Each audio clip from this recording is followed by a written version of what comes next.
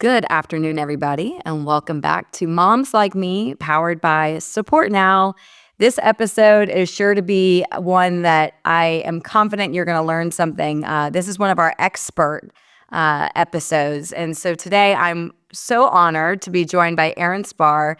Erin, you have a number of different titles. I'm sure I'm going to miss one of them, but the ones that stand out to me, of course, is being a perinatal therapist and influencer, creator, mom, of course, that's a requirement for this podcast. And I'm sure, again, many, many more hats that we'll get into. But I would love to start this conversation with you sharing just a little bit more about you and kind of what got you into this space in the first place. Yes. Well, thank you so much for having me, Jordan. This is an honor. So where do we start? I mean, I guess I started to become a therapist around the time that I became a mom. And those two parts of my identity really kind of developed sort of side by side. And so I think that's part of why I became really interested in supporting moms. I was only practicing for a little bit, and I went out on maternity leave, and even just the experience of being pregnant and seeing how people commented on my body and asked me invasive questions and the expectations of having to keep working and acting like I was okay. There was a lot that I was realizing was really hard about being a mom, being a parent. And then that sort of continued, and I had a moment in that postpartum period where I was like, oh my gosh, how are people doing this? It's like you joined this club that you didn't realize from the outside was as intense as it is on the inside. And so that's been something that I've been working on, helping support moms over the last decade plus of my career. And as I've been working with moms, my lens around what is it that's really contributing to the ways that moms are suffering has become clearer around how much of that again is our culture, how much of that is caused by the ways that we sort of view families, the expectations we put on mothers specifically, the sort of differences in gender roles and all of that. And so I sort of on Instagram have kind of leaned into this feminist perspective, which maybe we can talk about. But that's sort of the idea is there's something really unfair, unequal about the way that moms are treated in our society. And some ways are more obvious than others, like the fact that we don't have paid parental leave and we don't have affordable childcare in many cases. And so all of these systemic ways that moms are kind of held back really impact our mental health, as well as the kind of social norms that we have and that a lot of us have internalized. So yeah, that's the thing that I like to talk about. I talk about on my podcast, the Feminist Mom Podcast, on Instagram. And so Erin, for you, you said that you had the experience of, you were pregnant, you had a baby, and that was the first time you kind of looked around and said, how is everyone else doing this? Which I think a lot of moms feel. We feel like we're looking around and saying, is everyone else having as a difficult a time as I am emotionally, physically, spiritually? It's such a major moment in a woman's life. And yet, I always say for me, the fourth trimester was the hardest because it was the one I was least prepared for. Everyone says during pregnancy, here's your symptoms, here's what you can expect, here's what, you can read a lot about that, but then on the fourth trimester, you're just kind of dumped off by yourself. And I've joked that what are you guaranteed in a fourth trimester? Unsolicited advice and a onesie. The moms were really on their own. And so I'm curious, what was your perspective, your experience, maybe even specifically the first time that you found yourself in the fourth trimester? What were the things that you struggled with? I found that phase to be the hardest, especially with my first, but actually surprisingly with my second as well. My oldest, by the way, is 12, and so this is it's been a little while, and then my youngest is 6, which gives you a sense of how much space I needed in between. That was an intentional decision. Okay. Yeah, and I actually am a big proponent of that for folks who are curious. I think I think it's worked really well for us. But to answer your question, I mean, I had a lot of anxiety. I think the physical toll of not sleeping while also trying to figure out feeding and, how to like respond to my baby. And I remember the expectations where I really had high expectations of myself to like figure it out quickly and, to try to like respond to every need. And I felt a lot of frustration. I hear a lot of moms feel like they feel like they're failing, like it's like something's wrong with them. I became really kind of like irritable and angry. So mom rage is something that I like to really normalize and validate for people where like there's sometimes these moments where you just like your needs are not met. There's no place for those like feelings to go and they come out. And mine would come out at my husband a lot. And it took us a really long time to kind of figure out our relationship because my like feelings of helplessness, like, oh no, I can't get this baby to sleep. It would sort of come out at him, like, why can't, like, I felt alone in it in certain ways, even though he was doing his best on his side. I had sort of high expectations of myself and therefore of him. So that was like, a big part of it was us kind of learning, and we're still learning how to do this co-parenting stuff. That's for sure. And I think, correct me if I'm wrong, or if you share this opinion, I think that social media has just added to the pressure that moms feel of doing it wrong because you're constantly, the algorithm is feeding you examples of how it should look and how it should feel, which add to this pressure that already exists. Like you've already lost a little bit of yourself. I had a friend who gave birth and she told me, having a baby is like you die and then you come back and it's a totally different life. And I think a lot of moms feel like that. Like they don't recognize themselves. They're forever changed for better and maybe for not so better, depending on the situation. And at the same time, I'm curious, like, do you think that social media plays a role in creating more anxiety for moms, especially once they bring the baby home? Yeah, it's interesting. There's been a lot that's like changed even over the last decade. I mean, when I was like a new mom, we didn't really have social media. We had blogs, and the blogs were like often showing like the perfect like photo of the perfect baby. And I remember like seeing like someone like carrying their baby in this like really beautiful like expensive like ring sling and like going to lunch, and I was like, oh my goodness, this is so beautiful, right? So in a lot of ways it felt very much like we had the sort of like glamorized version. And with social media, in one of the good things about social media is there is more space, I think, to talk about the full experience. I think hearing other moms, especially during COVID, I think a lot of moms and certain like content creators were really kind of talking more about the real stuff, which I hear some people don't feel like it's gotten too negative, like, oh my gosh, we're always complaining about motherhood now, and I see a backlash to that. But I do think that's been positive. I do agree with you, though, like the expectations are still there. And I think with like experts, we have all of these experts telling us how to parent, how to do things like in the ideal way. On the one hand, again, like it's helpful to have information and to learn. And there's a lot of psychology and like child development stuff that we've learned. And it's great to like give that information, but in a lot of ways it sets up again this like really perfectionistic sort of, they call it intensive mothering idea, that we have to all be like doing the optimal parenting. And it's usually mothers who are researching that and like listening to Dr. Becky and reading the books and all of that to try to gather more information. And I think instead of having a community, having a village, right, where maybe historically when we lived like in groups, you would see other mothers mothering. You would have aunties and grandmas and like other people babies around, and many of us like don't have a lot of babies around. I was the first one in my family to have a baby, at least of our generation. And so I was like looking to the internet to find this stuff out. Yeah, no, it's a really interesting point. I find that people are seeking community more through their phones than in their homes. Yeah. And I think that, to your point, the internet can be a great place. It can also be a very overwhelming place.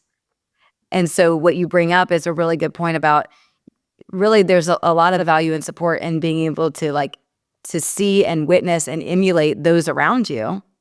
But we're not getting together as much. Mm-hmm. We're very siloed. So you notice that obviously in your own experience having children. What are some of the ways that you recommend women to kind of be aware that that's happening? Like, hey, you might be seeking too much kind of resource online. Like, what are some of the things that you find that women can maybe either be more proactive about or in assessing like how they're kind of this drowning in motherhood feeling that they can be doing to kind of offset some of that anxiety? I think many of us were not taught how to trust ourselves, how to look inside and sort of think, what is it that I'm feeling? What is it that I'm needing? And so, like, when I'm working with a mom, that's a big part of what I'm trying to help them do is like to get in touch with their own needs and figure out like better ways of getting those needs met.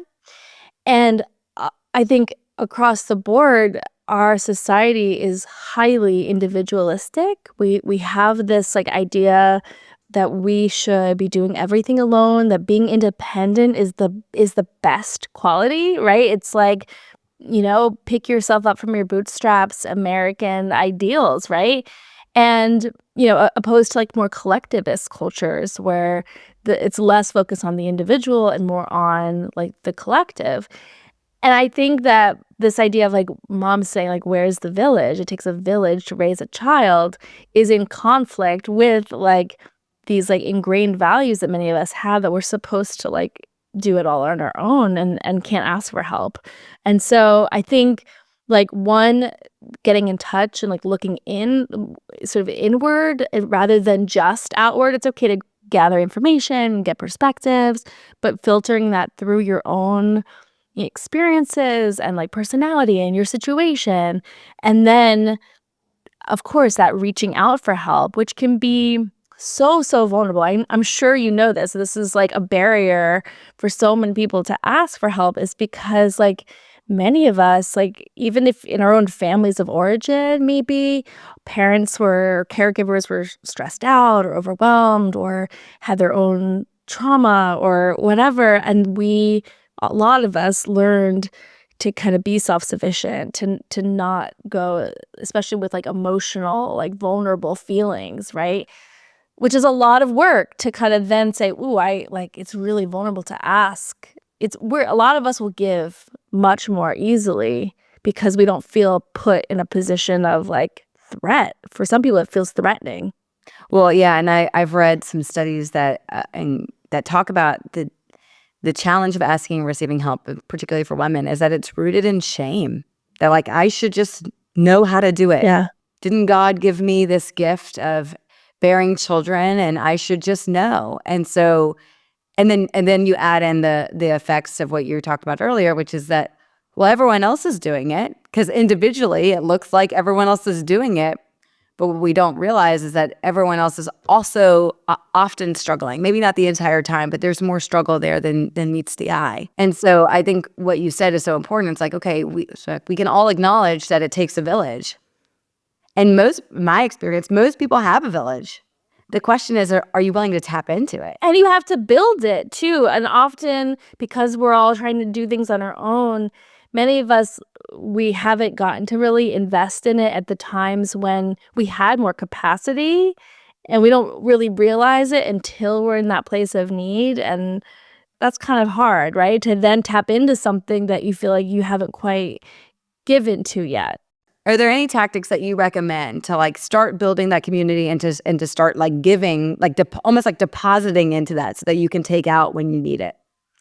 Yeah, I think building relationships, like I don't think we like I think online virtual networks are still important. And I think that's a place where we can get a lot of emotional support. But I think we, especially post-COVID, I think we're taking a little while to kind of like get back into our local communities. And so I think just kind of putting yourself in positions to be around people, even people who are different than you, which I think is part of community and something that I think we've lost some tolerance for, right? I mean, we're so politically divided. A lot of people, are like learning about boundaries, which is great, like how to set boundaries. But also we have to kind of recognize that that's like one part of it. The other part is sometimes figuring out where can I just like let myself be uncomfortable in order to meet people that are in my community. And so, like, for me, one way that I am lucky to sort of build community is my kids go on the school bus. And that means I walk them to the bus stop. And that's really helped me to meet the other parents. And we usually sit, like, kind of just like chat and help each other out. And then, then the group text kind of starts where we sort of say, oh, hey, it looks like the bus is running late. What are you going to do? Right. But some of that's like that proximity is really important. Like seeing someone kind of over and over again really helps us kind of in a more natural way to build relationships. And if you don't have that, then it means like maybe being vulnerable and sort of like reaching out to someone that maybe you have run into and saying like, hey, do you want to grab coffee? Or, can we go for a walk or something, so that's that vulnerability piece. I love that example that you just gave because it's starting small. It's like starting within a place that already exists. Yeah, I'm not sure if you've ever read the book Atomic Habits by James Clear, and he talks about, it's a great book around how like people don't reach their goals not because they're not hardworking. It's because they don't have the daily habits in place to make a system actually function for them. And so what I love about the suggestion you gave is it's not as if you have to always, maybe sometimes you do, but you don't have to always do something profoundly new. It actually might be the smallest thing that you're already doing as like incorporated a part of your day. So if you're going to walk your kids to the bus stop, well, when you walk there, start some small talk with somebody else there. Mm-hmm.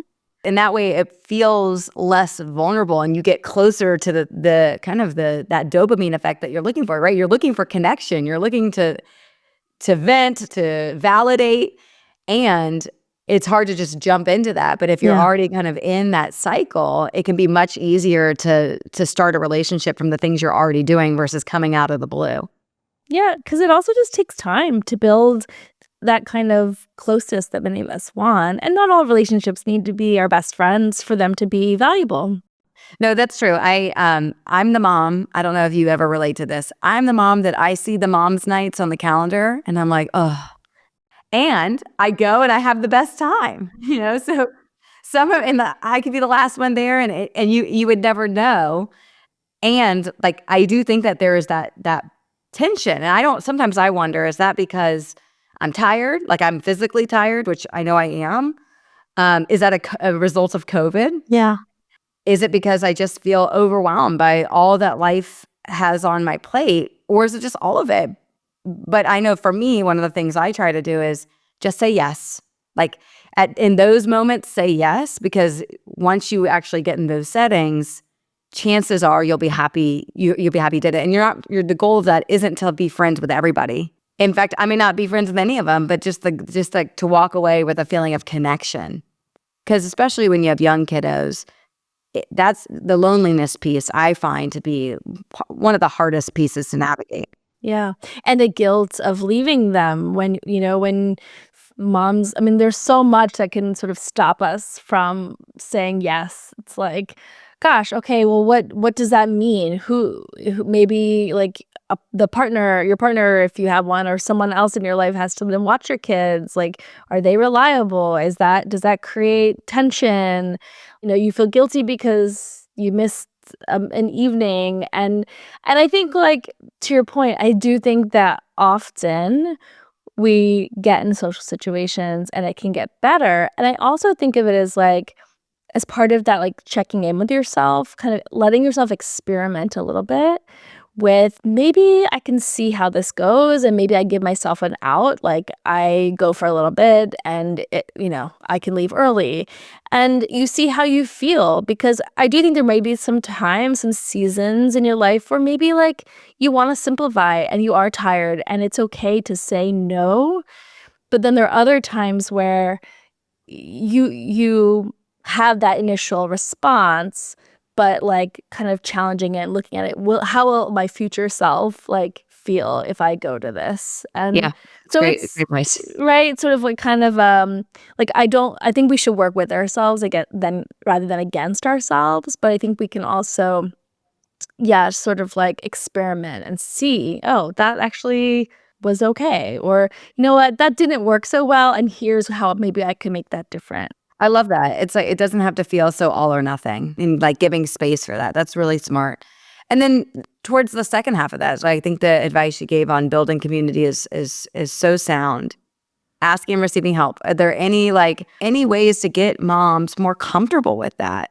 One thing can be helpful is that you imagine how you would feel on the other end, because in a lot of ways, it feels really, again, really good to give.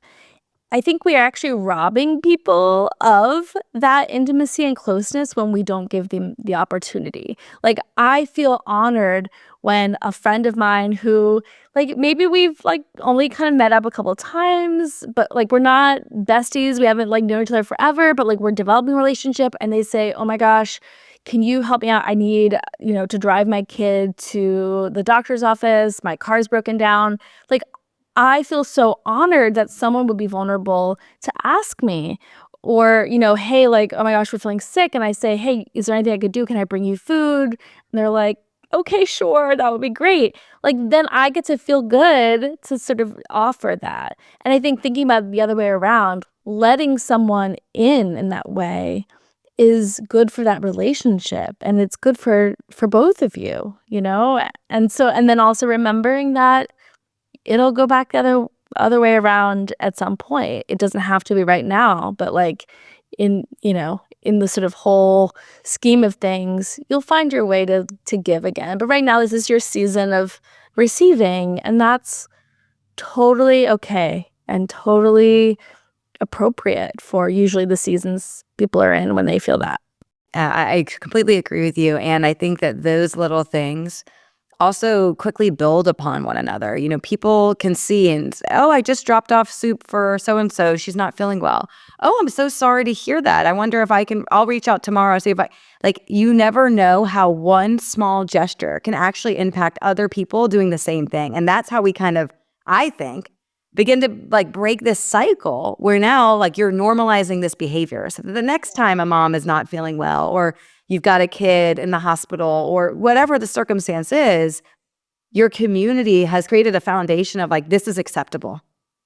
And it doesn't have to start, again, with these grand gestures. It can start with the smallest of things to acknowledge, like, this is what we do here. I think that is a really beautiful thing. One of our customers that I talked to, she asked for a lot of help. And I asked her, I'm like, wow, how did you get the courage to do that? And she said, I learned a long time ago not to rob people of their blessings. And I thought that was just a really beautiful way of putting it. Because I think you and I will agree on this. As humans, we are tribal beings. We are designed to go through life together. And for a variety of reasons, one of which you mentioned earlier about this kind of this individualist kind of mindset, it really hampers our ability to do what we're innately designed to do, which is to help one another. People are scared of codependence, right? And so they think independence is the goal. And really what we are looking for is interdependence.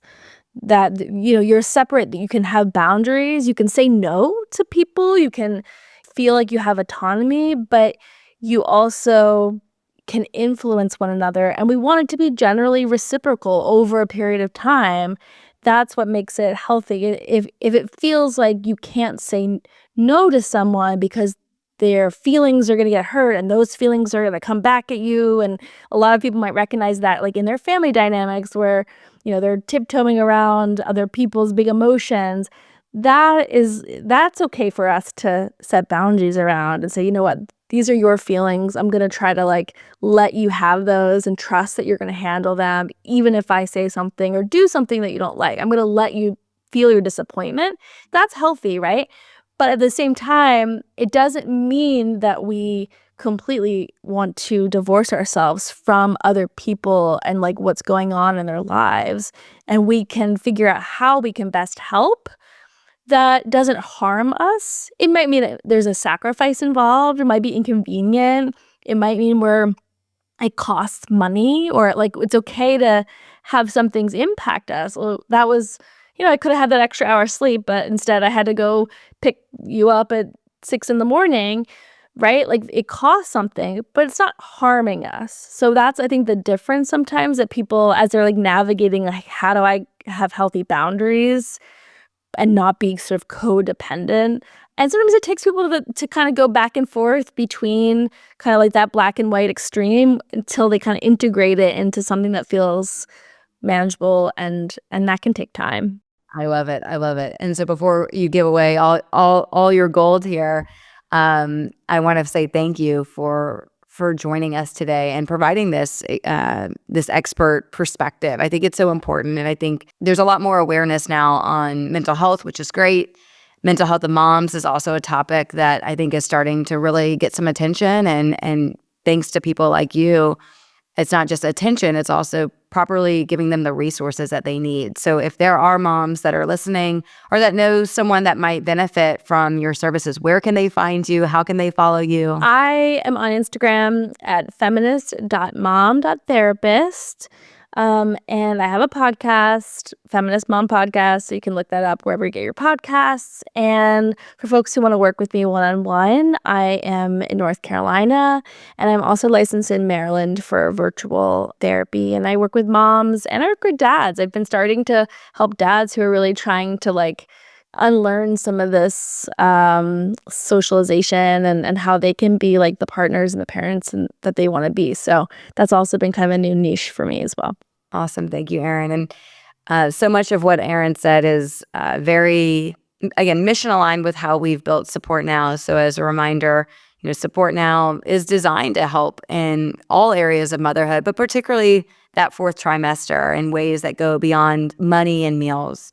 I would love to see a world where people are coming together after a baby to do all the little things, whether it's walking the dog, doing the laundry, or simply just being an ear for someone to listen. Like those are all very valuable things, especially in the early days.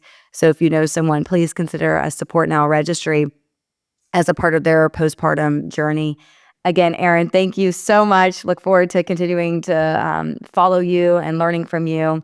And look forward to our next interaction. Thank you so much. Thanks for what you've created. I think it's so important to put that out in the world. So thanks for having me. Thank you.